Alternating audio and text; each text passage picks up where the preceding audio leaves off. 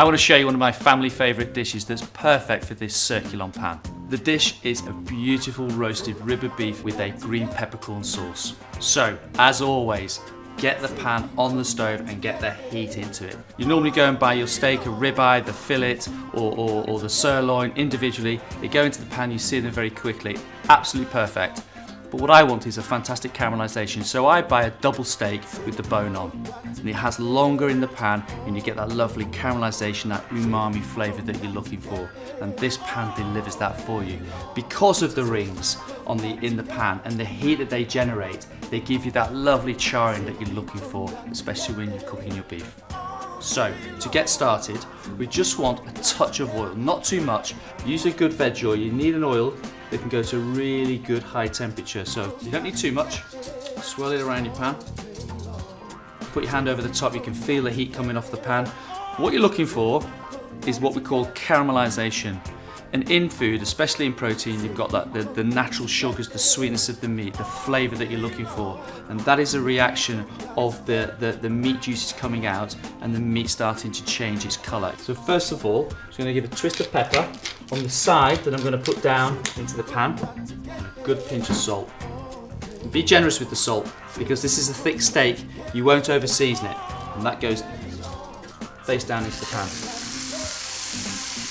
So I've seasoned the side of the meat that's touching the pan now, and the reason why I've not seasoned the rest of it is because if you start to put salt or pepper onto your raw meat, what it starts to do is to cure the meat, and it starts to draw out the moisture and the blood, and that's something that you don't want to do. So now what you're looking for is just a lovely even heat and the ability just to be able to move the piece of meat around the pan, knowing that it's got the heat across all the areas of the pan, which is the key and one of the best things about this incredible Circulon pan. One of the things what you're looking for now is control. We started off at a high heat, we've slightly turned it down, and then that's when the caramelisation starts to take place. Turn it over, and there you go. So if this was an individual steak, you'd have to get that turned over now and then continue the cooking as fast as possible. But because I've got a double steak, it gives me the chance to take my time and get that lovely colouring all over the steak. Look at that, absolutely brilliant. That is sealing in all that beautiful flavour. Some more pepper. Whenever I'm cooking, anyone always says to me, you put so much salt, so much pepper, so much garlic, so many herbs.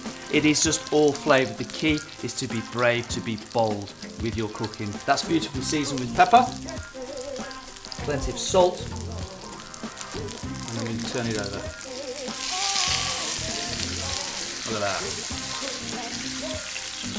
You don't want to be going too fast, you don't want it to be black, just nicely coloured, and just let it sit there and do its thing.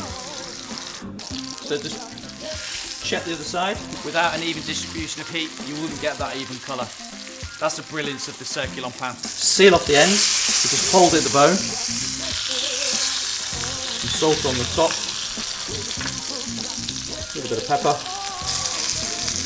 and just turn that over. So now, we just want to bring the heat down just a touch, and I want to just add some other flavourings. Some lovely cloves of garlic. Just cut your garlic in half, put that down into the pan. Some bay leaf,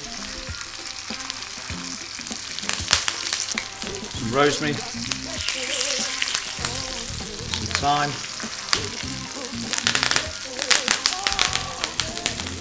and some butter.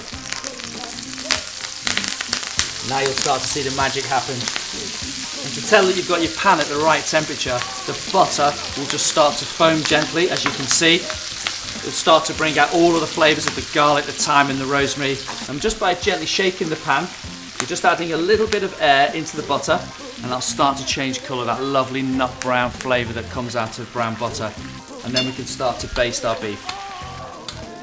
One of the most important things about beef cookery or any meat cookery is when you take it out of the cooking vessel, just allow it to rest. Or even in the pan, you could also just push that to one side and just let it rest for about 15 to 20 minutes.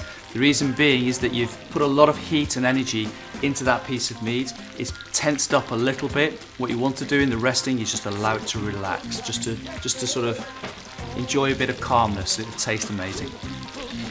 Lift it up onto your plate. Use the garlic for little bits of garnish. And I like to serve my beef on the table and we cut it at the table, so I think it's really nice just to put a little bit of a garnish with it. A sprinkling of salt.